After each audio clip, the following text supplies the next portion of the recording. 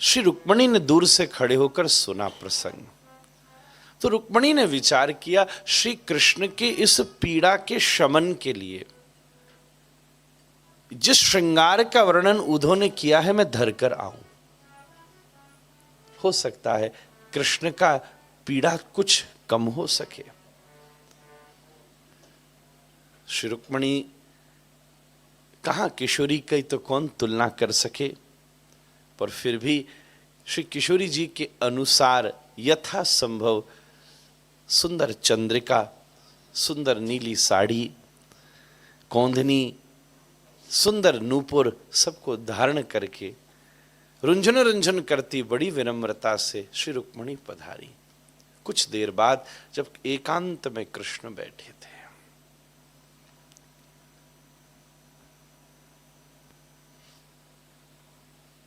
दिव्य नूपुरों की रंजन सुनकर श्री कृष्ण ने मुड़कर देखा। मुख बाद में देखते, एक कई बार ऐसी होती ही है ना, जिसका सतत स्मरण हो, उससे जुड़ी कोई एक छोटी संकेत की वस्तु भी दिखे तो उसकी पूर्ण प्राकट्य तुम्हारे सामने हो जाता है। ये स्वाभाविक बात है। मानो कुछ भी ना हो, आपको केवल कहीं दुनिया में मिट्टी का वो छोटा वाला सकोरा ही दिख जाए जिसमें खीर सा भरा जाता है, केवल वो देखते ही पूरे राधारमण जी प्रकट हो जाएंगे। श्री कृष्ण ने जैसे ही रुक्मणी के मस्तक पर बंधी हुई चंद्रिका देखी, ब्रज रतन, ये ब्रज की अलग अलग श्रृंगार हैं, वो प्रत्येक श्रृंगार नायक नायिका के भावों को प्रकट करने का आधार है। अब इतनी बात तो द्वारिका है, वृंदावन नहीं है। कौन सी नायिका भाव प्रकट करने के अनुसार श्रृंगार है, ऐसे कुछ भी पहन लिया।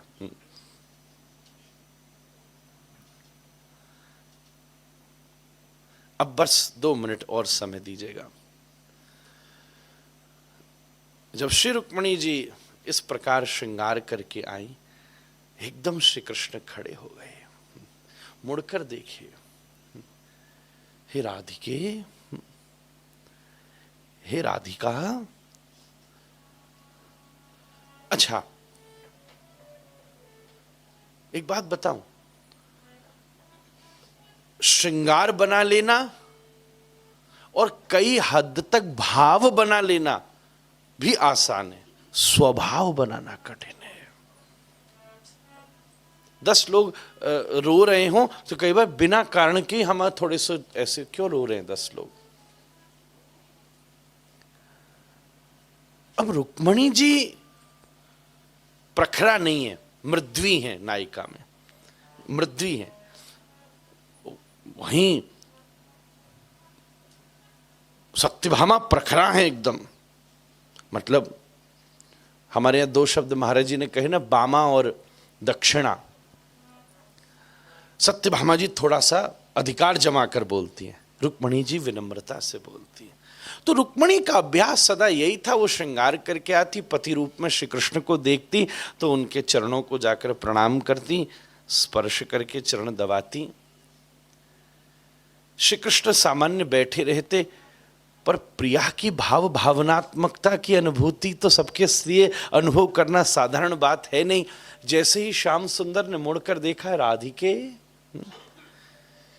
रुक्मणी जी इस भाव पर तत्पर थी कि मैं उसी प्रकार से जाकर पति रूप में बैठे श्री कृष्ण के समकक्ष विराजमान हो जाऊं।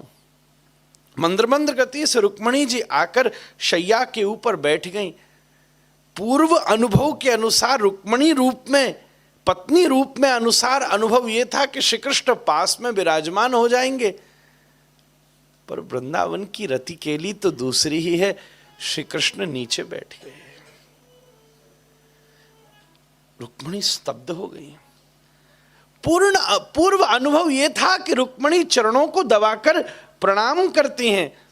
आहा, उसी समय श्री कृष्ण बोले, हे राधिके, इतनी दूर ब्रज से चलकर द्वारिका।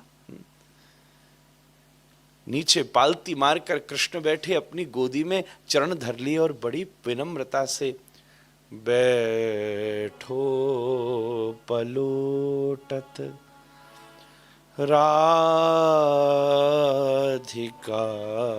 पाय।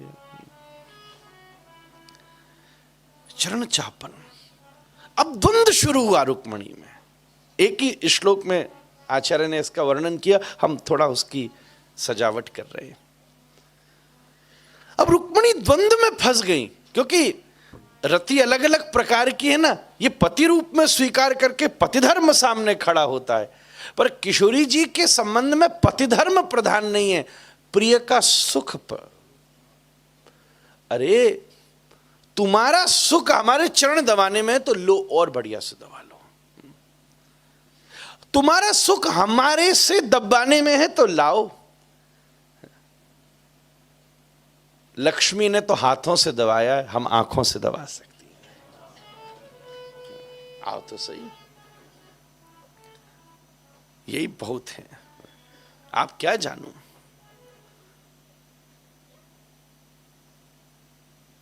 सब राख हो सकते हैं, हम चंदन हो सकते हैं महाराज।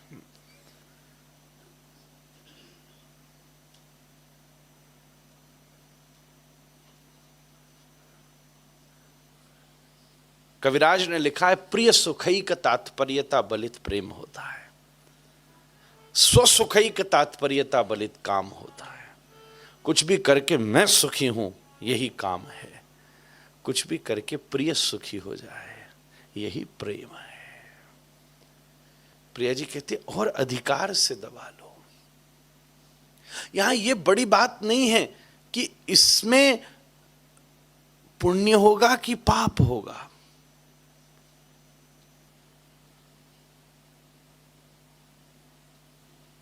किसी ने आके गोपी से कहा तू कृष्ण को गाली क्यों देती है?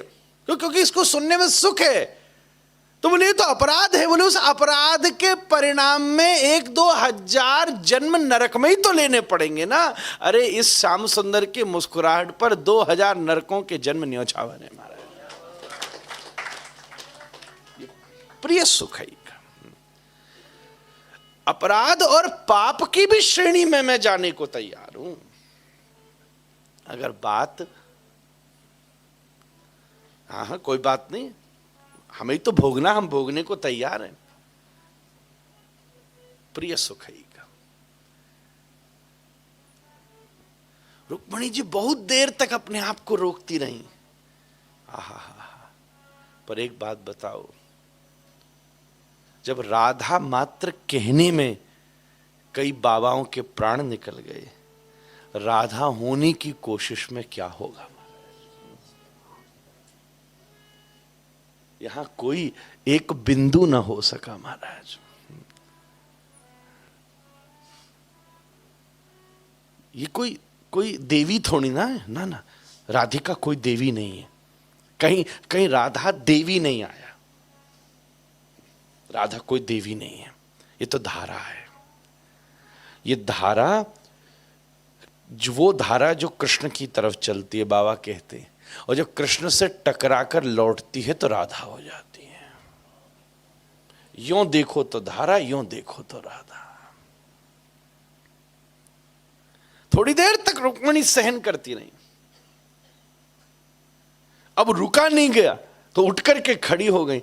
पति धर्म आड़े आ गया। इसलिए तो समंजसा रति की अधिष्ठात्री है, समर्था रति नहीं है। या आप क्या कर रहे हो? ना, एकदम भूमि के ऊपर नीचे बैठ गई, कान पकड़ के प्रणाम करके श्री कृष्ण के चरण चापन करने लगी।